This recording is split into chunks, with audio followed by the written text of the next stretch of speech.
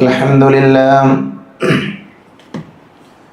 الحمد لله الواحد الأحد الفرد الصمد الذي لم يلد ولم يولد ولم يكن له كفوا أحد أحمده حمدا بلا أحد أشهد أن لا إله إلا الله وحده لا شريك له وأشهد أن محمدا عبده ورسوله اللهم صل على محمد وعلى آل محمد كما صليت على إبراهيم وعلى آل إبراهيم إنك حميد مجيد اللهم بارك على محمد وعلى آل محمد كما باركت على إبراهيم وعلى آل إبراهيم إنك حميد مجيد أما بعد فإن خير الحديث كتاب الله وخير الهدي هدي محمد صلى الله عليه وسلم وشر الأمور محدثاتها وكل محدثة بدعة وكل بدعة ضلالة وكل ضلالة في النار أعوذ بالله من الشيطان الرجيم يا أيها الذين آمنوا اتقوا الله حق تقاته ولا تموتن إلا وأنتم مسلمون أعوذ بالله من الشيطان الرجيم يا أيها الذين آمنوا أطيعوا الله وأطيعوا الرسول وأولي الأمر منكم فإن تنازعتم في شيء فردوه إلى الله والرسول إن كنتم تؤمنون بالله واليوم الآخر ذلك خير وأحسن تأويلا. പരിശുദ്ധമായ അല്ലാഹുവിൻ്റെ ഭവനത്തിൽ ഒരുമിച്ച് ചേർന്ന സഹോദരങ്ങളെ, സഹോദരികളെ, സർവ്വലോക രക്ഷിതാവായ അള്ളാഹുവിനെ സൂക്ഷിക്കണേ എന്ന് സംസാരിക്കുന്ന എന്നോടും കേൾക്കുന്ന നിങ്ങളോടും വളരെയധികം സ്നേഹത്തോടുകൂടെ ഓർമ്മപ്പെടുത്തുകയാണ്, ഉപദേശിക്കുകയാണ്. അഖീദത്തുൽ മുസ്ലിം, മുസ്ലിമിൻ്റെ ആദർശം എന്ന വിഷയത്തെക്കുറിച്ചാണ് കഴിഞ്ഞ വെള്ളിയാഴ്ച ദിവസം നമ്മൾ സംസാരിച്ചു തുടങ്ങിയത്. മുസ്ലിമായ ഒരു മനുഷ്യൻ ഏറ്റവും പ്രാധാന്യത്തോടുകൂടെ മനസ്സിലാക്കേണ്ടത് അവൻ്റെ ആദർശമാണ്. നമ്മുടെ ആദർശമെന്ന് പറഞ്ഞാൽ അത് ലാ ഇലാഹ ഇല്ലല്ലാഹ്, അല്ലാഹുവല്ലാതെ ആരാധനക്കർഹനായി മറ്റാരുമില്ല എന്ന കലിമത്തു തൗഹീദാണ്. ജീവിതത്തിൻ്റെ ഏതു സന്ദർഭത്തിലും ഏതു മേഖലയിലും ഈ പ്രപഞ്ചത്തിൻ്റെ സൃഷ്ടാവായ പടച്ച തമ്പുരാനെ മാത്രമേ വിളിച്ചു പ്രാർത്ഥിക്കൂ, അവന് മാത്രമേ നേർച്ചകളും വഴിപാടുകളും സമർപ്പിക്കൂ, അവൻ്റെ മുമ്പിലേ ഞാൻ സുജൂദ് ചെയ്യുകയുള്ളൂ. ഇതാണ് ഒരു മുസ്ലിമിൻ്റെ ആദർശമെന്ന് പറയുന്നത്. ഈ ആദർശം നമ്മളെ പഠിപ്പിച്ചത് മഹാനായ റസൂലുള്ളാഹി സ്വല്ലല്ലാഹു അലൈഹി വസല്ലമയാണ്. ലോകത്തേക്ക് കടന്നു വന്ന എല്ലാ നബിമാരും പ്രവാചകന്മാരും ഇതേ ആദർശമാണ് അവരുടെ സമൂഹത്തിന് കൈമാറിയിട്ടുള്ളത്. വിശുദ്ധ ഖുർആനിലെ 21-ാം അധ്യായം സൂറത്തുൽ അംബിയയിലെ 25-ാമത്തെ ആയത്തിൽ അല്ലാഹു അത് പഠിപ്പിക്കുന്നുണ്ട്. وما أرسلنا من قبلك من رسول إلا نوحي إليه أنه لا إله إلا أنا فاعبدون. നബിയെ, നിന്റെ മുമ്പ് ഒരു പ്രവാചകനെയും ഒരു ദൂതനെയും നാം നിയോഗിച്ചിട്ടില്ല, പറഞ്ഞയച്ചിട്ടില്ല. എന്തിനു വേണ്ടിയല്ലാതെ? എനിക്ക് ഇബാദത്ത് ചെയ്യണം, ഞാനല്ലാതെ ആരാധനക്കർഹനായി മറ്റാരുമില്ല എന്ന് പഠിപ്പിക്കാൻ വേണ്ടിയല്ലാതെ. അപ്പൊ എല്ലാ പ്രവാചകന്മാരും പഠിപ്പിച്ച സന്ദേശം, അള്ളാഹു പ്രവാചകന്മാരിലൂടെ ഈ സമൂഹത്തിന് കൈമാറിയ ഏറ്റവും മഹിതമായ ആശയം എന്ന് പറയുന്നത് ലാ ഇലാഹ ഇല്ലല്ലാഹയാണ്. റസൂലുള്ളാഹി സ്വല്ലല്ലാഹി അലൈഹി വസല്ലം പറയുന്നുണ്ട്, അഫ്ളലു ദുആഇ ദുആഉ യൗമു അറഫ, പ്രാർത്ഥനകളിൽ ഏറ്റവും ശ്രേഷ്ഠമായ പ്രാർത്ഥന എന്ന് പറയുന്നത് അത് അറഫയിൽ വെച്ച് നിർവഹിക്കുന്ന പ്രാർത്ഥനയാണ്. അറഫ ദിവസത്തിന്റെ പ്രത്യേകത നമുക്കറിയാം.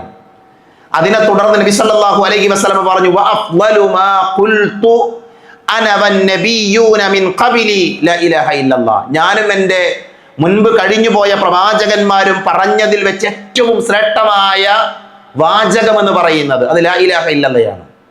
ഇത് ആവർത്തിച്ച് പറയേണ്ട വാചകമാണ്. പല ആളുകളും ഈ ലാ ഇലാഹ ഇല്ലല്ലാഹയിൽ നിന്ന് വഴിതെറ്റാൻ സാധ്യതയുണ്ട്. അത് വഴിതെറ്റിയത് കൊണ്ടാണ് നൂഹ് നബി അലൈഹിസ്സലാം ഈ ലോകത്തേക്ക് വന്നത്, ഇബ്രാഹിം നബി വന്നത്, മൂസാ നബി വന്നത്, ഓരോ പ്രവാചകന്മാരും വന്നത് എന്തിനാണ്? ഈ ലാ ഇലാഹ ഇല്ലല്ലാഹ് എന്ന് പറയുന്ന ആശയത്തിൽ നിന്ന് ജനങ്ങൾ വഴിതെറ്റിയപ്പോഴാണ്. അവരെ നേരായ മാർഗത്തിലേക്ക്, അവരെ ശരിയായ പാതയിലേക്ക്, ലാ ഇലാഹ ഇല്ലല്ലാഹിലേക്ക് ക്ഷണിക്കാനാണ് അള്ളാഹു തുടരെ പ്രവാചകന്മാരെ നിയോഗിച്ചുകൊണ്ടേയിരുന്നത്. ഒരു പ്രശ്നമുള്ളത്, ഇനിയൊരു നബി വരാനില്ല. മുഹമ്മദ് നബി സല്ലല്ലാഹു അലൈഹി വസല്ലമ അവസാനത്തെ പ്രവാചകനാണ്. പ്രവാചകൻ സല്ലല്ലാഹു അലൈഹി വസല്ലമയുടെ കാലശേഷം ഇനി ഒരു നബിയില്ല. ഇനി ലോകാവസാനമാണ്. ലോകാവസാനം വരെയുള്ള മനുഷ്യർക്ക് പ്രവാചകൻ സല്ലല്ലാഹു അലൈഹി വസല്ലമയിലൂടെ അല്ലാഹു സുബ്ഹാനഹു വ തആല ഈ ആശയം പഠിപ്പിച്ചു. എന്നിട്ട് അല്ലാഹു പറഞ്ഞത്, നിങ്ങൾ വഴിതെറ്റുകയാണ് എങ്കിൽ, നിങ്ങളുടെ ഇടയിൽ ഭിന്നിപ്പുകൾ ഉണ്ടാകുകയാണ് എങ്കിൽ, അഭിപ്രായ വ്യത്യാസങ്ങൾ ഉണ്ടാവുകയാണ് എങ്കിൽ നിങ്ങൾക്ക് പരിഹരിക്കാനുള്ള മാർഗമുണ്ട്. ഇനി ഒരു നബി ഇറങ്ങി വന്ന് വഴിതെറ്റിയ ജനങ്ങളെ നേരിലേക്ക് കൊണ്ടുപോവുകയല്ല അള്ളാഹു നിശ്ചയിച്ചിട്ടുള്ള തീരുമാനം. അതല്ല, മറിച്ച് മുഹമ്മദ് നബി സല്ലല്ലാഹു അലൈഹി വസല്ലമയിലൂടെ അള്ളാഹു ഏൽപ്പിച്ച പ്രമാണങ്ങളുണ്ട് ഇവിടെ.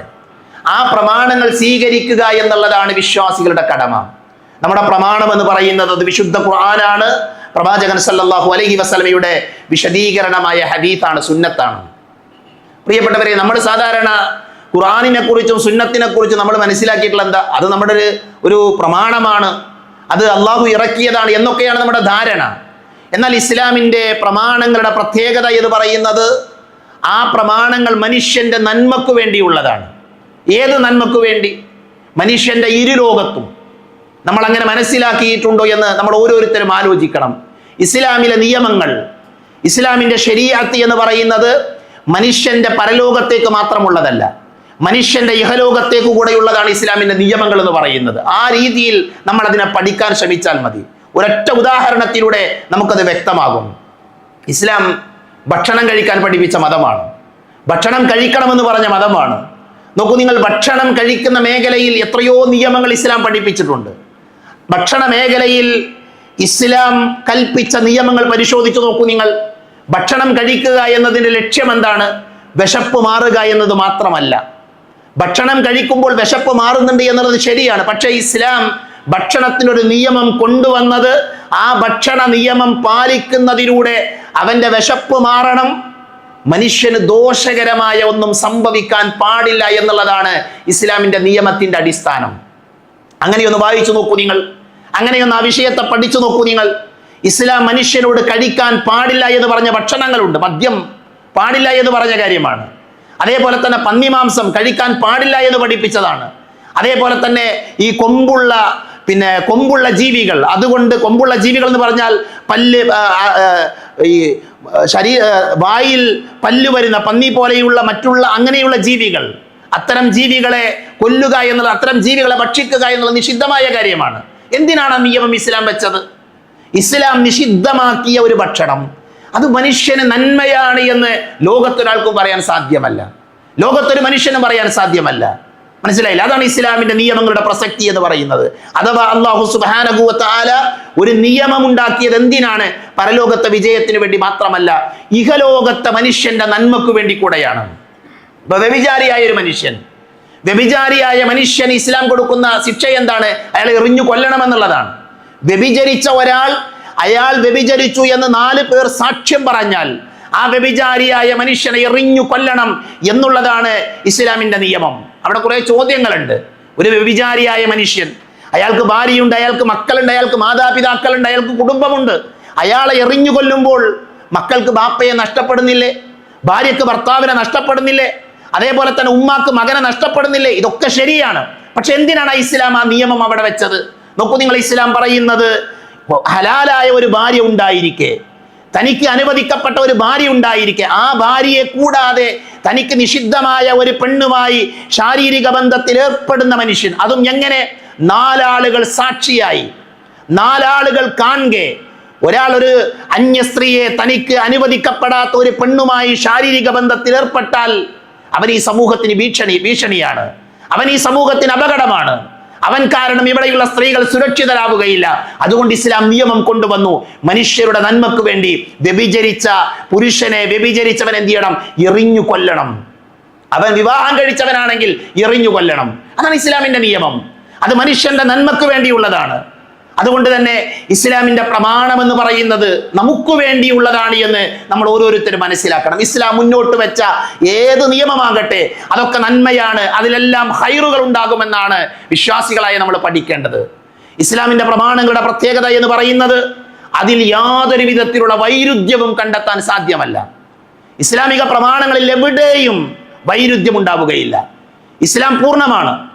ഇസ്ലാം ഒരു മനുഷ്യൻ ജനിക്കുന്നത് മുതൽ അവൻ മരിക്കുന്നത് വരെ അവൻ എങ്ങനെ ജീവിക്കണമെന്ന് പരിശുദ്ധ ഇസ്ലാം വളരെ കൃത്യമായി കൊണ്ട് നമ്മളെ പഠിപ്പിച്ചിട്ടുണ്ട്. അതുകൊണ്ട് തന്നെ ഇനി ഒരു ഗവേഷണത്തിന്റെ ആവശ്യമില്ല. ഒരു മുസ്ലിമായ മനുഷ്യന് ഗവേഷണം ചെയ്യേണ്ട ആവശ്യമില്ല. ഞാനിപ്പോ ഇനി എന്താ ചെയ്യുക? അടുത്ത സ്റ്റെപ്പിൽ എന്താണ്? നമ്മൾ പഠിച്ചാൽ മതി. ഇവിടെ ഉണ്ടല്ലോ, ഖുർആനിലും ഹദീസിലും അതേപോലെ തന്നെ ഇജ്മായിലും ഖിയാസിലും ഒക്കെയായി ഇസ്ലാമിന്റെ ശരീഅത്ത് ഇവിടെ പൂർണ്ണമാണ്. മനസ്സിലായില്ലേ? എന്നാൽ പുതിയ വിഷയങ്ങൾ വരുമ്പോഴോ, പുതിയ പ്രശ്നങ്ങൾ ഉണ്ടാകുമ്പോഴോ, ആ പ്രശ്നങ്ങൾ ഉണ്ടാകുമ്പോൾ അത് പരിഹരിക്കാനുള്ള മാർഗവും എവിടെയുണ്ട്? അടിസ്ഥാന നിയമങ്ങൾ ഖുർആനിലും സുന്നത്തിലുമുണ്ട്. ഉദാഹരണത്തിന്, ഒരാൾ ബഹിരാകാശത്തേക്ക് പോകുന്നു. ഒരു മനുഷ്യൻ ബഹിരാകാശത്തേക്ക് പോവുകയാണ്. ബഹിരാകാശത്തേക്ക് പോകുന്ന ഒരു മനുഷ്യൻ എങ്ങനെ നോമ്പ് നോൽക്കണം? ചർച്ചയുണ്ട്. ഹദീസിന്റെ ഗ്രന്ഥങ്ങളിൽ ബഹിരാകാശത്ത് പോകുന്ന മനുഷ്യൻ എങ്ങനെയാണ് നോമ്പ് നോൽക്കേണ്ടത്, അവൻ എങ്ങനെയാണ് നോമ്പ് മുറിക്കേണ്ടത് എന്ന ചർച്ച നമുക്ക് കാണാൻ സാധ്യമല്ല. പക്ഷെ അതിനൊരു അസ്ലുണ്ട്, അതിനൊരു അസ്ലിയായ നിയമമുണ്ട്. ഒരാൾ നോമ്പ് നോൽക്കേണ്ടത് എങ്ങനെ, നോമ്പ് മുറിക്കേണ്ടത് എങ്ങനെ എന്ന ഒരു അസ്ലിയായ നിയമത്തെ മുന്നിൽ വെച്ചുകൊണ്ട് ഇസ്ലാമിക ലോകത്തെ പണ്ഡിതന്മാർ കൃത്യമായി അവിടെ നമുക്ക് പ്രമാണം പഠിപ്പിച്ചിട്ടുണ്ട്. ഞാൻ പറയുന്നത്, ഒരു മേഖലയിലും ഒരു സ്ഥലത്തും പ്രമാണമില്ലാതെ ഒരു വിശ്വാസിക്കൊന്നും ചെയ്യാൻ സാധ്യമല്ല, അവന് ചെയ്യേണ്ട ആവശ്യമില്ല എന്നത് കൃത്യമായി നമ്മൾ മനസ്സിലാക്കണം. അതുകൊണ്ട് തന്നെ നാം പ്രമാണങ്ങൾ പഠിക്കുന്നതിലൂടെ നമ്മുടെ ദുനിയാവ് നന്നാകും, നമ്മുടെ പരലോകം നന്നാകും. നമ്മൾ പ്രമാണം പഠിച്ചാലുള്ള നേട്ടതാണ്.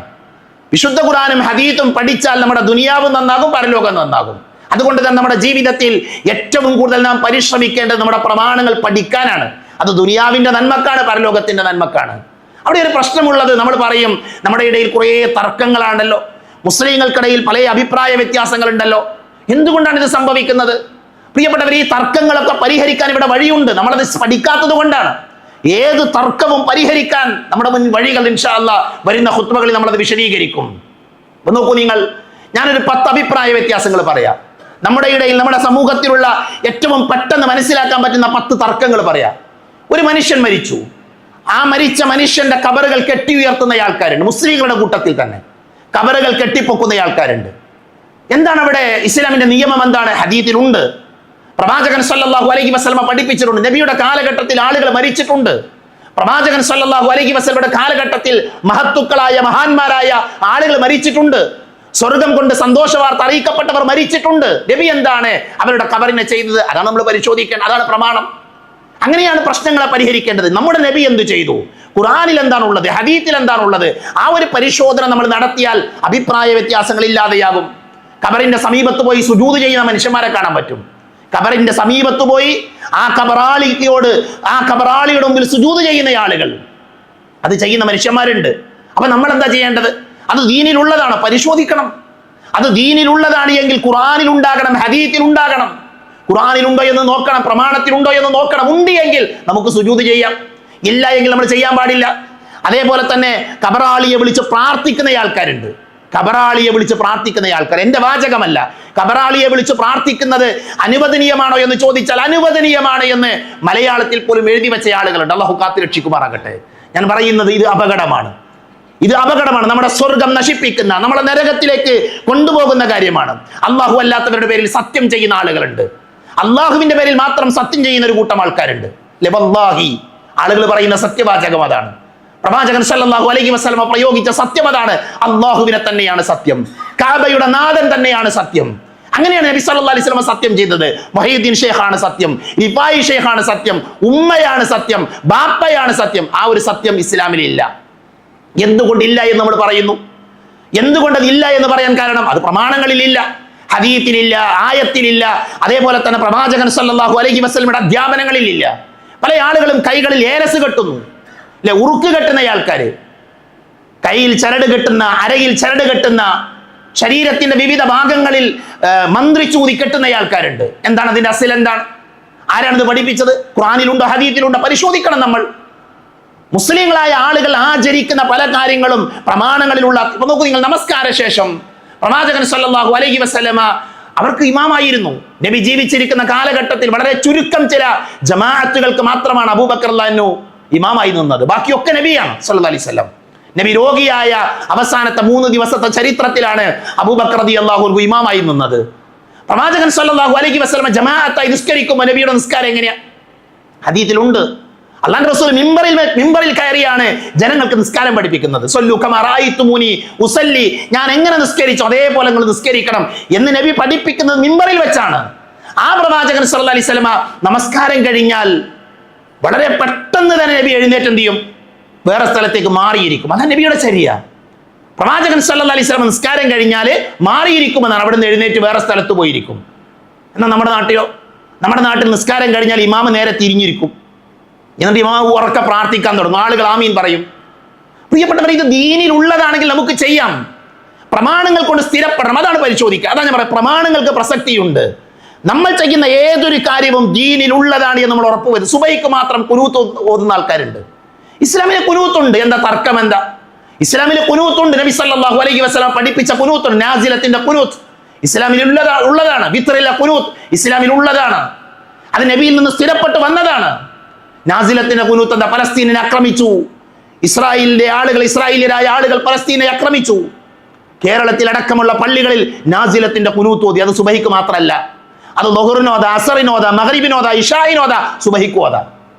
സുബഹിക്ക് മാത്രമായി ഒരു കുനൂത്ത് പ്രവാചകൻ സല്ലല്ലാഹു അലൈഹി വസല്ലമയിൽ നിന്ന് സ്ഥിരപ്പെട്ട് വന്നിട്ടില്ല എന്ന് നമുക്ക് കാണാൻ പറ്റും. അപ്പൊ ബിസ്മി ഉറക്കം ഓതണോ പതുക്കെ ഓതണോ? തർക്കമാണ്. മുസ്ലിങ്ങളുടെ ഇടയിൽ അഭിപ്രായ വ്യത്യാസമുണ്ട്. നമ്മൾ വിചാരിക്കും നിസ്സാരമായ ഒരു കാര്യമാണ്. ഒരാൾ ഒരു ദിവസം ബിസ്മി ഓതിയാൽ അതിലെന്തെങ്കിലും പ്രശ്നമുണ്ടോ? ഒരു പ്രശ്നമില്ല, ഒരു പ്രശ്നമില്ല. പ്രവാചകൻ സല്ലല്ലാഹു അലൈഹി വസല്ലമ ബിസ്മി ഉറക്കം ഓതിക്കണം, പതുക്കി ഓതിക്കണം. അതെന്തിനാന്ന് പഠിച്ചാൽ മതി. നബി സല്ലല്ലാഹു അലൈഹി വസല്ലമ ബിസ്മി ഉറക്കം ഓതിയത് എന്തിനാ? ഇത് ഓതണമെന്ന് പഠിപ്പിക്കാൻ വേണ്ടിയാണ്. പ്രവാചകന്റെ പിന്നിൽ നമസ്കരിച്ച സ്വഹാബികൾ പലരും പറഞ്ഞു, ഞങ്ങൾ നബിയുടെ ബാക്കിൽ, അബൂബക്കറിന്റെ ബാക്കിൽ, ഉമറിന്റെ ബാക്കിൽ റളിയല്ലാഹു അൻഹുമ, അവരുടെ ഒക്കെ പിന്നിൽ ഞങ്ങൾ നിസ്കരിച്ചിട്ടുണ്ട്. അവരൊക്കെ തുടങ്ങിയത് അൽഹംദുലില്ലാഹി റബ്ബിൽ ആലമീൻ എന്ന് പറഞ്ഞിട്ടാ നിസ്കാരം തുടങ്ങിയത്. അല്ലാഹു അക്ബർ എന്ന് പറഞ്ഞാൽ പിന്നെ അവർ കേൾക്കെന്താ? അൽഹംദുലില്ലാഹി റബ്ബിൽ ആലമീൻ. അതിന്റെ അർത്ഥം ബിസ്മി ഓതണം. ബിസ്മി പതുക്കെയാണ് ഓതേണ്ടത്, അതാണ് ശരിയായ രീതി. എന്നാൽ ഒരാൾ ഉറക്കം ഓതി, അയാൾ ചെയ്തത് ബിദ്അത്താണ്, അയാൾ ചെയ്തത് തോന്നിവാസമാണ്, അയാൾ ദീനിലില്ല, അങ്ങനെയൊന്നും പറയേണ്ട ആവശ്യമില്ല. ഒരാൾ പതുക്കയോതി, ഒരാൾ ബിസ്മി പതുക്കയോതി, അയാൾ എന്തുകൊണ്ടാണ് ഓതിയത്? നബി അധിക നമസ്കാരങ്ങളിലും ബിസ്മി പതുക്കയാണ് ഓതിയത്. ആ ആശയത്തെ പഠിച്ചുകൊണ്ട് ഒരാൾ ബിസ്മി പതുക്കയോതി, ഓൻ ദീനിൽ നിന്ന് പുറത്താണ്, ഓൻ ബിസ്മി ഓതാത്തവനാണ് എന്ന് നമ്മൾ തർക്കിക്കേണ്ട ആവശ്യമില്ല. അവിടെ ഇസ്ലാമിന്റെ വിശാലതയെ നമ്മൾ മനസ്സിലാക്കേണ്ടതുണ്ട്. ഇസ്ലാമിന്റെ വിശാലതയെ നമ്മൾ ഉൾക്കൊള്ളേണ്ടതുണ്ട് എന്ന് സാന്ദർഭികമായി ഞാൻ എൻ്റെ സഹോദരങ്ങളെയും സഹോദരികളെയും ഓർമ്മപ്പെടുത്തുകയാണ്. അതേപോലെ തന്നെ ആണ്ട് കഴിക്കുന്ന ആളുകൾ, എത്രയോ വിഷയങ്ങളിൽ മുസ്ലിങ്ങൾക്കിടയിൽ തർക്കങ്ങളുണ്ട്, അഭിപ്രായ വ്യത്യാസങ്ങളുണ്ട്. പ്രിയപ്പെട്ടവർ, എന്താണ് പരിഹാരമാർഗം? എന്താണ് പരിഹാരമാർഗം? എന്താ? മുസ്ലിങ്ങളുടെ ഇടയിൽ തർക്കമാണ്, ഞാനിനി ഒന്നിലേക്കുമില്ല എന്ന് പറഞ്ഞ് മാറി നിൽക്കുകയാണ് നമ്മൾ ചെയ്യേണ്ടത്.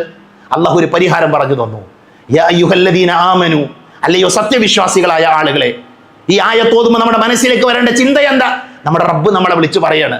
എന്താ പറയുന്നത്? വിശ്വാസം സ്വീകരിച്ചവരെ ഈ അഭിസംബോധന കേട്ടാൽ മനസ്സിലാക്കണം. തൊട്ടടുത്ത കാര്യം എന്താ? വളരെ പ്രാധാന്യമുള്ളതാണ്. എന്താ അല്ലാഹു പറഞ്ഞത്? അത്തിഉല്ലാഹ വ അത്തിഉർ റസൂൽ, നിങ്ങൾ അല്ലാഹുവിനെയും അവന്റെ പ്രവാചകരെയും നിങ്ങൾ അനുസരിക്കണം. ഉലിൽ അംരി മിൻകും, നിങ്ങളുടെ കൈകാര്യകർത്താക്കളെയും നിങ്ങൾ അനുസരിക്കണം. ഫഇൻ തനാസഅതും, നിങ്ങളുടെ ഇടയിൽ വല്ല തർക്കവും ഉണ്ടായാൽ ഫറുദ്ദൂഹു ഇലല്ലാഹി വർ റസൂൽ, തർക്കമുണ്ടായാൽ നേതാക്കളിലേക്ക് മടക്കണമെന്നല്ല, അള്ളാഹുവിനെയും റസൂലിനെയും നിങ്ങളുടെ കൈകാര്യകർത്താക്കളെയും നേതാക്കന്മാരെയും നിങ്ങൾ അനുസരിക്കണം എന്ന് പറഞ്ഞു. എന്നിട്ട് പറഞ്ഞ എന്താ, നിങ്ങളുടെ ഇടയിൽ തർക്കമുണ്ടായാൽ, അഭിപ്രായ വ്യത്യാസമുണ്ടായാൽ, ആ അഭിപ്രായ വ്യത്യാസമുള്ള വിഷയത്തെ ഫറുദ്ദൂഹു ഇലല്ലാഹി വറസൂൽ, അല്ലാഹുവിലേക്കും അവന്റെ റസൂലിലേക്കും നിങ്ങൾ മടക്കണം. അതാണ് പരിഹാര മാർഗം. മനസ്സിലായി? അതാണ് പരിഹാര മാർഗം. നമ്മൾ സ്വീകരിക്കേണ്ട നിലപാട് അതാണ്. ഏത് വിഷയത്തിൽ തർക്കമുണ്ടോ പരിഹാരം ഖുർആനിൽ ഉണ്ടാകും, ഉറപ്പാണത്. പരിഹാരം ഹദീസിൽ ഉണ്ടാകും, ഒരു സംശയമല്ല. അതുകൊണ്ട് തന്നെ വിശുദ്ധ ഖുർആനിനെയും അതേപോലെ തന്നെ ഹദീസിനെയും സുന്നത്തിനെയും പ്രമാണമായി നമ്മൾ കാണുക എന്നുള്ളതാണ് ഒന്നാമതായി നമ്മൾ ചെയ്യേണ്ടത്. ഞാൻ അതുകൊണ്ടാണ് തുടക്കത്തിൽ ആലോചിച്ച് പറഞ്ഞ വാചകം, ഇസ്ലാമിലെ പ്രമാണം പരലോകത്തെ വിജയത്തിന് മാത്രമല്ല, അത് ദുനിയാവിൽ കൂടെ നമുക്ക് നന്മയാണ് എന്ന് നമ്മൾ ഉൾക്കൊള്ളണം. ഇന്നൽ മുബദ്ദിരീന കാനു ഇഖ്വാന ശയാത്തീൻ, അമിതമായി കൊണ്ട് ചെലവഴിക്കുന്നവർ പിശാചിന്റെ ചങ്ങാതികളാണ്, ധൂർത്ത് പാടില്ല എന്ന് ഇസ്ലാം പറഞ്ഞു. അല്ലേ? അത് ഇസ്ലാമിന്റെ ഒരു നിയമമാണ്, ധൂർത്തടിക്കാൻ പാടില്ല എന്നുള്ളത്. നോക്കൂ നിങ്ങൾ, അത് മനുഷ്യന് നന്മയല്ലേ, അത് മനുഷ്യന് ഉപകാരമല്ലേ? ഇങ്ങനെ ഇസ്ലാം പഠിപ്പിച്ച ഒരു ആയത്താകട്ടെ ഹദീത്താകട്ടെ അതിലൊക്കെ മനുഷ്യർക്ക് നന്മയാണ്. ആ ചിന്തയോടുകൂടെ ഖുർആനിനെയും ഹദീത്തിനെയും നമുക്ക് കാണാൻ സാധിക്കണം. റസൂലുള്ളാഹി സ്വല്ലല്ലാഹു അലൈഹി വസല്ലം പറഞ്ഞു, കിതാബുല്ലാഹ്, അല്ലാഹുവിന്റെ കിതാബ് എന്ന് പറഞ്ഞാൽ ഹുവ ഹബ്ലുല്ലാഹിൽ മംദൂദു മിനസ് സമാഇ ഇലൽ അർദ്. വല്ലാത്തൊരു വാചകമാണത്. കിതാബുൽ, അല്ലാഹുവിന്റെ കിതാബ് എന്ന് പറഞ്ഞാൽ ആകാശത്തു നിന്ന് ഭൂമിയിലേക്ക് നീട്ടിയിടപ്പെട്ട ഒരു കയറാകുന്നു, ഒരു ഹബിലാകുന്നു. മനസ്സിലായോ? ഒരു കയറാണ്, ആകാശത്തുനിന്ന് ഭൂമിയിലേക്ക് നീട്ടിയിടപ്പെട്ട ഒരു കയറാകുന്നു. അതിന്റെ ഒരറ്റ എവിടെയാ?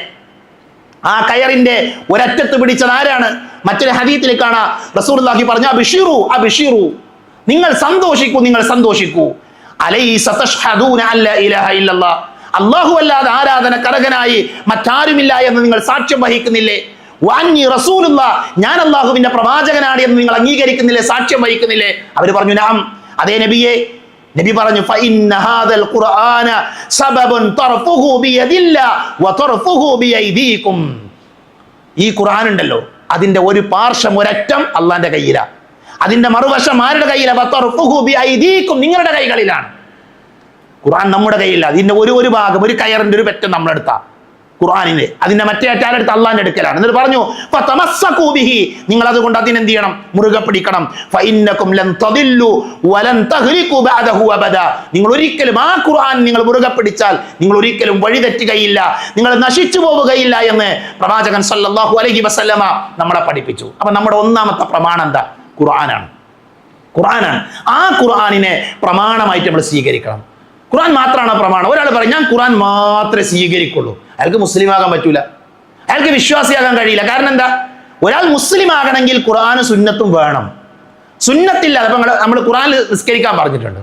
വിശുദ്ധ ഖുർആനിൽ ഒരുപാട് സ്ഥലത്ത് അല്ലാഹു പഠിപ്പിച്ച കാര്യമാണ് അഖീമിസ്സലാ, നിങ്ങൾ നിസ്കരിക്കണം, വസ്ജുദു വർക്കഉ, നിങ്ങൾ സുജൂദ് ചെയ്യണം, റുക്കൂ ചെയ്യണം. നമ്മൾ സുജൂദ് ചെയ്യുന്നുണ്ട്. എന്താ സുജൂദ് എന്ന് പറഞ്ഞാൽ? എന്താ? സാഷ്ടാംഗം നമിക്കുന്ന.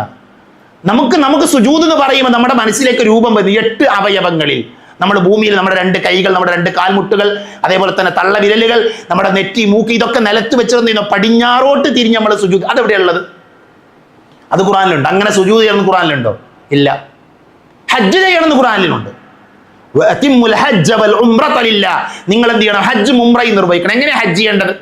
മുസ്ദലിഫയിൽ രാപ്പാർക്കണം, മിനയിൽ രാപ്പാർക്കണം. മിനയിൽ രാപ്പാർക്കുക എന്നുള്ളത് ഹജ്ജിന്റെ വാജിബാണ്. ഖുർആനിലുണ്ടോ? ഇല്ല. അത് എവിടുന്നാ കിട്ടുക? അത് ഖുർആനിൽ നിന്ന് കിട്ടില്ല, മറിച്ച് ഖുർആനിന്റെ വിശദീകരണമായ സുന്നത്തിൽ നിന്ന് കിട്ടുക. അതുകൊണ്ട് തന്നെ പ്രമാണം എന്ന് പറഞ്ഞാൽ ഖുർആൻ മാത്രമല്ല, നബി സല്ലല്ലാഹു അലൈഹി വസല്ലമയുടെ ഹദീസുകളും പ്രമാണമാണ്. വമാ ആതാകുമുർ റസൂലു ഫഖുദൂഹു വമാ നഹാകും അൻഹു ഫൻതഹു. എന്തൊന്നാണ് അല്ലാഹുവിന്റെ റസൂൽ നിങ്ങൾക്ക് കൊണ്ടുവന്നത് അത് നിങ്ങൾ സ്വീകരിക്കണം. എന്തൊന്നാണോ പ്രവാചകൻ സല്ലല്ലാഹു അലൈഹി വസല്ലമ വിരോധിച്ചത് അതെന്ത് ചെയ്യണം? നിങ്ങൾ ഒഴിവാക്കും. മൻ അതാഅനി ദഖലൽ ജന്ന, എന്നെ അനുസരിച്ചവൻ അവൻ സ്വർഗ്ഗത്തിൽ പ്രവേശിച്ചു എന്ന് പ്രവാചകൻ സല്ലല്ലാഹു അലൈഹി വസല്ലമ നമ്മളെ പഠിപ്പിച്ചിട്ടുണ്ട്. അതുകൊണ്ട് പ്രിയപ്പെട്ടവരെ, പ്രമാണം എന്താണ്? ഖുർആനും സുന്നത്തുമാണ്. നമ്മുടെ ജീവിതത്തിൽ ഏത് പ്രശ്നങ്ങൾക്കുമുള്ള പരിഹാരം ഇവിടെ ഉണ്ട്, ഖുർആനും സുന്നത്തിലുണ്ട്. നമ്മുടെ ഇടയിലെ തർക്കങ്ങൾ, അത് ഏത് കക്ഷികളാകട്ടെ, ഏത് വിഭാഗമാകട്ടെ, ആ ഏത് വിഭാഗത്തിന്റെ ഇടയിലെയും പ്രശ്നങ്ങൾ പരിഹരിക്കാനുള്ള വഴി ഏതാ? ആത്മാർത്ഥമായി, സത്യസന്ധമായി, ഇഖ്ലാസോടുകൂടെ ഖുർആനും സുന്നത്തും പഠിച്ചാൽ മതി. അല്ലാഹു സുബ്ഹാനഹു വ തആല അത്തരത്തിലുള്ള സൗഭാഗ്യവാന്മാരുടെ കൂട്ടത്തിൽ എന്നെയും നിങ്ങളെയും ഉൾപ്പെടുത്തി അനുഗ്രഹിക്കുമാറാകട്ടെ.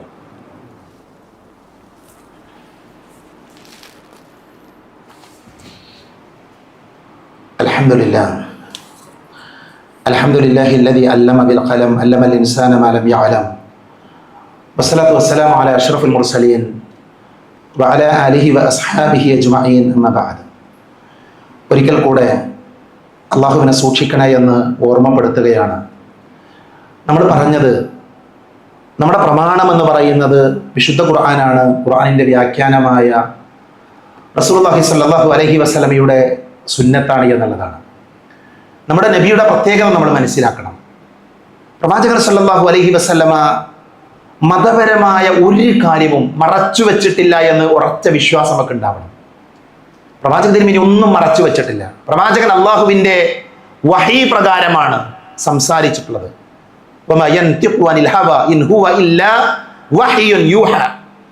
നബി ഒന്നും സ്വന്തം ഇഷ്ടപ്രകാരം ഇച്ഛപ്രകാരം നബി പറഞ്ഞിട്ടില്ല. വഹീന്റെ അടിസ്ഥാനത്തിൽ നബി സംസാരിച്ചു. മതം അത് നബി സല്ലല്ലാഹു അലൈഹി വസല്ലമ വഹീന്റെ അടിസ്ഥാനത്തിലാണ് സംസാരിച്ചിട്ടുള്ളത്. നബി സല്ലല്ലാഹു അലൈഹി വസല്ലമയോട് ഒരിക്കൽ ഒരു മനുഷ്യൻ വന്ന് ചോദിച്ചു, അയ്യുൽ ബിലാദി ശർറുൻ, നബിയെ പ്രദേശങ്ങളിൽ നാടുകളിൽ ഏറ്റവും മോശമായ സ്ഥലം ഏതാണ്? പ്രദേശങ്ങളിൽ ഏറ്റവും മോശമായ സ്ഥലം ഏതാണ്? നബി സല്ലല്ലാഹു അലൈഹി വസല്ലമ പറഞ്ഞു, ലാ അദിരി, എനിക്കറിയില്ല. പ്രവാചകൻ സല്ലല്ലാഹു അലൈഹി വസല്ലമ ജിബ്രീൽ വന്ന സമയത്ത് നബി ചോദിച്ചു, യാ ജിബ്രീൽ അയ്യുൽ ബിലാദി ശർറുൻ, ജിബ്രീലെ ഏറ്റവും മോശമായ സ്ഥലം ഏതാണ്? നബിയോട് അവരുടെ ചോദ്യമാണ്, നബിയെ മോശമായ സ്ഥലം ഏതാണ്? നബി പറഞ്ഞു, എനിക്കറിയില്ല. നബിക്ക് പിന്നെ ആരോടെ ചോദിക്കാനുള്ളത്? ജിബ്രീലിനോട് ചോദിക്കണം. ജിബ്രീൽ വന്നപ്പോൾ ജിബ്രീലിനോട് ആ ചോദ്യം ചോദിച്ചു. അപ്പൊ ജിബ്രീൽ പറഞ്ഞു, ലാ അദ്രി ഹത്താ അസ്അല റബ്ബി, എനിക്കറിയില്ല. അള്ളാഹിനോട് ചോദിക്കാതെ, അള്ളാഹു പറഞ്ഞു തരാതെ എനിക്കതിനെ കുറിച്ച് അറിയില്ല. ജിബ്രീലും പറഞ്ഞു. അങ്ങനെ ജിബ്രീൽ പോയി. ജിബ്രീൽ കുറച്ച് കാലങ്ങളൊക്കെ കഴിഞ്ഞ് ജിബ്രീൽ തിരിച്ചു വന്നു. എന്നാൽ നബി സല്ലല്ലാഹു അലൈഹി വസല്ലം പറഞ്ഞു, ജിബ്രീൽ പറഞ്ഞു, യാ മുഹമ്മദ് ഇന്നക സഅൽതനി, തീർച്ചയായും നീ എന്നോട് ചോദ്യം ചോദിച്ചിട്ടുണ്ട്. ആ ചോദ്യം എന്ത് ചെയ്തു? ഞാൻ അള്ളാഹുവിനോട് ചോദിച്ചു. അപ്പൊ ഞാൻ അറിയില്ല എന്ന് പറഞ്ഞിരുന്നു. ആ ചോദ്യം ഞാൻ അള്ളാഹുവിനോട് ചോദിച്ചു. ഇന്നി സഅൽതു റബ്ബി, ഞാൻ ആ ചോദ്യം അള്ളാഹുവിനോട് ചോദിച്ചു. ഫഖുൽതു, ആ സമയത്ത് അള്ളാഹു സുബ്ഹാനഹു വ തആല തന്നൊരു മറുപടിയുണ്ട്. അസ്വാഖുഹ, അങ്ങാടികളാണ്. അള്ളാഹുവിന് ഏറ്റവും വെറുക്കപ്പെട്ട മോശമായ സ്ഥലം എന്ന് പറയുന്നത് അങ്ങാടികളാണ്. അള്ളാഹ്ക്ക് ഏറ്റവും ഇഷ്ടപ്പെട്ട സ്ഥലം പള്ളികളാണ്. ഞാൻ ഈ ചരിത്രം പറഞ്ഞ എന്തിനറിയോ? നബിയോടൊരു ചോദ്യം ഒരാൾ ചോദിക്കാണ്. അപ്പൊ നബി സ്വന്തം ഇഷ്ടം പറയുന്ന ആളാണ് എങ്കിൽ നബിക്ക് പറയായിരുന്നു. നബി പറഞ്ഞു, എനിക്കറിയില്ല എന്നാണ്. അതാണ് ദീനിയായ കാര്യങ്ങളിൽ നബി സല്ലല്ലാഹു അലൈഹി വസല്ലം ഒരിക്കലും സ്വന്തം ഇഷ്ടപ്രകാരം ഒന്നും പറഞ്ഞിട്ടില്ല. അത് മാത്രമല്ല, നബി സല്ലല്ലാഹു അലൈഹി വസല്ലമയെ ആക്ഷേപിച്ചത്, അങ്ങനെ പറയാൻ പറ്റുമെന്ന് എനിക്കറിയില്ല, അള്ളാന്റെ റസൂലിനെ ആക്ഷേപിച്ചു എന്ന പ്രയോഗത്തിൽ അബദ്ധമുണ്ടെന്ന് ഞാൻ മനസ്സിലാക്കണം. എന്തായാലും മനസ്സിലാക്കാൻ വേണ്ടി പറഞ്ഞതാണ്. പ്രവാചകൻ സല്ലല്ലാഹു അലൈഹി വസല്ലമയെ ഗുണദോഷിച്ചത്, അല്ലെ, പ്രവാചകനെ ഒന്ന് തിരുത്തിയത് എന്നൊക്കെ വേണമെങ്കിൽ നമുക്ക് പറയാം. അത്തരം ഒരു പ്രയോഗങ്ങൾ പോലും നബി മറച്ചു വെച്ചിട്ടില്ല. നബി സല്ലല്ലാഹു അലൈഹി വസല്ലമ അദ്ദേഹത്തിന്റെ ഭാര്യ സൈനബ് ബിൻതു ജഹ്ഷിന്റെ വീട്ടിൽ വന്നു. അവിടുന്ന് എന്ത് ചെയ്തു? അവിടുന്ന് നബി തേൻ കുടിക്കാറുണ്ട്. നബി തേൻ കുടിക്കും, നബിന്റെ ഭാര്യയാണ്. അപ്പൊ നബിയുടെ മറ്റു ചില ഭാര്യമാർക്ക്, ഹഫ്സ റളിയല്ലാഹു അൻഹ, അവർക്കത് ഇഷ്ടമായില്ല. അപ്പൊ അവരെന്ത് ചെയ്തു? അവർ പ്ലാൻ ചെയ്തു, വേറെ ചില ഭാര്യമാർ പ്ലാൻ ചെയ്തു. അവർ പ്ലാൻ ചെയ്തെന്താ? നബി വരുമ്പോൾ നമുക്ക് പറയാം, നബിയെ പിന്നെ നിങ്ങളെ മഹാപീർ മണക്കുന്നുണ്ട്. മഹാപീർ എന്ന് പറഞ്ഞാൽ ഒരു ദുർഗന്ധമാണ്, ഒരു ദുർഗന്ധം മണക്കുന്നുണ്ട് എന്ന് പറയാം. അങ്ങനെ നബി തേനൊക്കെ കുടിച്ച് വന്ന സമയത്ത് അവരിത് പറഞ്ഞു, നബി നിങ്ങളെ മഹാപീർ മണക്കുന്നുണ്ട്. അപ്പൊ നബി എന്ത് മനസ്സിലാക്കി? ഞാൻ ആ കുടിച്ച തേനിന്റെ ദുർഗന്ധമാണ്, അതാണ് ഇവർ പറയുന്നത്. അപ്പൊ നബി പറഞ്ഞു, ഞാൻ ഇനി എന്ത് ചെയ്യില്ല, ഞാൻ ഒരിക്കലും ഇനി തേൻ കുടിക്കുന്നില്ല. നബി പറഞ്ഞു. അല്ലാഹു സുബ്ഹാനഹു വ തആല അവിടുന്ന് ആയത്തിറക്കി, യാ അയ്യുഹൻ നബിയ്യു ലിമ തുഹർരിമു മാ അഹല്ലല്ലാഹു ലക്, അല്ലാഹു ഹലാലാക്കിയ കാര്യം എങ്ങനെയാ നബി നിങ്ങൾ ഹറാമാക്കുക? നിങ്ങൾ ഇനി ഒരിക്കലും കുടിക്കില്ല എന്ന് പറഞ്ഞത് ഹറാമാണ് അതിന്റെ അർത്ഥം. അതെങ്ങനെ നിങ്ങൾ പറയാ? നോക്കൂ, നിങ്ങൾ നബി സല്ലല്ലാഹു അലൈഹി വസല്ലമയെ തിരുത്തി ഇറങ്ങിയ ആയത്താണത്. ഈ ആയത്ത് നബി പഠിപ്പിക്കാതെ പോയോ? നബി സല്ലല്ലാഹു അലൈഹി വസല്ലമ പ്രവാചകനാണ് എന്നുള്ളതിന്റെ ഏറ്റവും വലിയൊരു തെളിവാണ്. നബി അത് പഠിപ്പിക്കാണ്, ജനങ്ങളോട് പറയുന്നത് അള്ളാഹുവിനെ ഇതേപോലെ തിരുത്തിയത്. എന്തിനിറങ്ങിയത്? നബിനെ തിരുത്തിയിറങ്ങിയ ആയത്താണ്. അന്ധനായ മനുഷ്യൻ വന്നു, നബി മുഖം തിരിച്ചു. അയാൾക്ക് അറിയില്ല നബി മുഖം തിരിച്ചത്. ഉമ്മു മക്തൂമിന് അറിയില്ല നബി മുഖം തിരിച്ചത്. ഉമ്മു മക്തൂം അന്ധനാണ്. പക്ഷെ നബി സല്ലല്ലാഹു അലൈഹി വസല്ലമ ആ ആയത്ത് ജനങ്ങളെ പഠിപ്പിച്ചു. അതുകൊണ്ട് തന്നെ ഞാൻ പറയുന്നത്, പ്രവാചകൻ സല്ലല്ലാഹു അലൈഹി വസല്ലമ ദീന് മറച്ചു വെച്ചിട്ടില്ല, നമ്മളെ പഠിപ്പിച്ചതാണ്, പൂർണ്ണമായി പഠിപ്പിച്ചതാണ്. ഖുർആൻ പ്രമാണമാണ് എന്നുള്ളത് എപ്രകാരം നമ്മൾ അംഗീകരിക്കുമോ അതേപോലെ നമ്മൾ അംഗീകരിക്കണം. എന്ത്? ഹദീസും പ്രമാണമാണ്. ഒരൊറ്റ ഹദീസ് ഞാൻ പറയാം. റസൂലുള്ളാഹി പറഞ്ഞു, അല ഇന്നി ഊതീതുൽ കിതാബ വമിത്ലഹു മഅഹു. എന്താ വാചകം? അല ഇന്നി ഊതീതുൽ കിതാബ, എനിക്ക് കിതാബ് ഖുർആൻ ലഭിച്ചിട്ടുണ്ട്. അടുത്ത വാചകം എന്താ? വമിത്ലഹു മഅഹു, അതിനെ പോലെയുള്ള വേറെ ഒന്നും കൂടെ ലഭിച്ചിട്ടുണ്ട്. അതെന്താ? അതാണ് സുന്നത്ത്. അപ്പൊ നമ്മുടെ പ്രമാണം എന്ന് പറഞ്ഞാൽ ഖുർആനും സുന്നത്തുമാണ്. ആ ഖുർആനിനെയും സുന്നത്തിനെയും മുന്നിൽ വെച്ചുകൊണ്ട് എന്ത് ചെയ്യുക, അഭിപ്രായ വ്യത്യാസങ്ങളെ പരിഹരിക്കാൻ നമുക്ക് സാധിക്കും. പക്ഷെ സത്യസന്ധത വേണം, ഇഖ്ലാസ് വേണം, പഠിക്കാൻ നമ്മൾ തയ്യാറാകണം. ആ പ്രമാണങ്ങൾ പഠിക്കുന്നതിലൂടെ അള്ളാഹുവിലേക്കും അവന്റെ റസൂലിലേക്കും സ്വർഗത്തിലേക്കും അടുക്കാൻ നമുക്ക് സാധിക്കും. അള്ളാഹു സുബ്ഹാനഹു വ തആല അതിനുള്ള തൗഫീഖ് നമുക്ക് എല്ലാവർക്കും നൽകി നമ്മെ അനുഗ്രഹിക്കുമാറാകട്ടെ. അറിഞ്ഞും അറിയാതെയും നമ്മുടെ ജീവിതത്തിൽ സംഭവിച്ചു പോയ ചെറുതും വലുതുമായ എല്ലാ തെറ്റുകുറ്റങ്ങളും അള്ളാഹു പുറത്തു മാപ്പാക്കി തരുമാറാകട്ടെ. രോഗം കൊണ്ട് ബുദ്ധിമുട്ടുന്ന ധാരാളം ആളുകൾ നമ്മുടെ ഇടയിലുണ്ട്. പ്രത്യേകിച്ച് നമ്മുടെ സഹോദരൻ മൊയ്തുട്ടിക്കയും അതേപോലെ തന്നെ ബഷീർക്കയും രണ്ടുപേരും സർജറിയുമായി ബന്ധപ്പെട്ടൊരു ചികിത്സയിലാണ് എന്ന് അറിയിച്ചിരുന്ന അല്ലാഹു നമ്മുടെ ആ സഹോദരങ്ങളുടെ അസുഖം ശിഫയാക്കി കൊടുക്കുമാറാകട്ടെ. പ്രയാസങ്ങളില്ലാതെ ബുദ്ധിമുട്ടുകളില്ലാതെ പൂർണ്ണ ആഫിയത്തോടുകൂടെ ദീർഘകാലം അല്ലാഹു ഇബാദത്ത് ചെയ്ത് ജീവിക്കുവാനുള്ള തൗഫീഖ് അല്ലാഹു അവർക്ക് രണ്ടുപേർക്കും നൽകുമാറാകട്ടെ. അവരുടെ പ്രയാസങ്ങൾ തീർത്തു കൊടുക്കുമാറാകട്ടെ. അതേപോലെയുള്ള രോഗികൾ നമ്മുടെ ഇടയിലുണ്ട്, പ്രാർത്ഥന കൊണ്ട് വസിയത്ത് ചെയ്തവരുണ്ട്. അതേപോലെ തന്നെ വീടുകളിൽ രോഗികളായി കിടക്കുന്ന ആൾക്കാരുണ്ട്. അള്ളാഹു എല്ലാവർക്കും ശിഫ നൽകുമാറാകട്ടെ. സാമ്പത്തികമായി ഞെരുക്കങ്ങൾ അനുഭവിക്കുന്ന ആളുകളുണ്ട്, അള്ളാഹു അവരുടെ പ്രയാസങ്ങൾ ദൂരീകരിക്കുമാറാകട്ടെ. മക്കളില്ലാതെ ബുദ്ധിമുട്ടുന്ന ദമ്പതികളുണ്ട്, അള്ളാഹു അവർക്ക് സ്വാലിഹികളായ സന്താനങ്ങൾ നൽകി അനുഗ്രഹിക്കുമാറാകട്ടെ. യുദ്ധത്തിന്റെ കെടുതി കാരണം പ്രയാസങ്ങൾ അനുഭവിക്കുന്ന അനേകായിരം മനുഷ്യർ ലോകത്തുണ്ട്, അള്ളാഹു ആ പ്രയാസങ്ങളെല്ലാം തീർത്തു കൊടുക്കുമാറാകട്ടെ. അല്ലാഹുമ്മ ഗഫിർ ലിൽ മുഅ്മിനീന വൽ മുഅ്മിനാത്ത് വൽ മുസ്ലിമീന വൽ മുസ്ലിമാത്ത് അൽഅഹ്യാഅ മിൻഹും വൽ അംവാത്ത്. അല്ലാഹുമ്മ അജിർനാ മിനൻ നാർ, അല്ലാഹുമ്മ അജിർനാ മിനൻ النار اللهم أجرنا من النار ربنا آتنا في الدنيا حسنة وفي الآخرة حسنة وقنا عذاب النار آمين آمين برحمتك يا أرحم الراحمين وآخر دعوانا أن الحمد لله رب العالمين.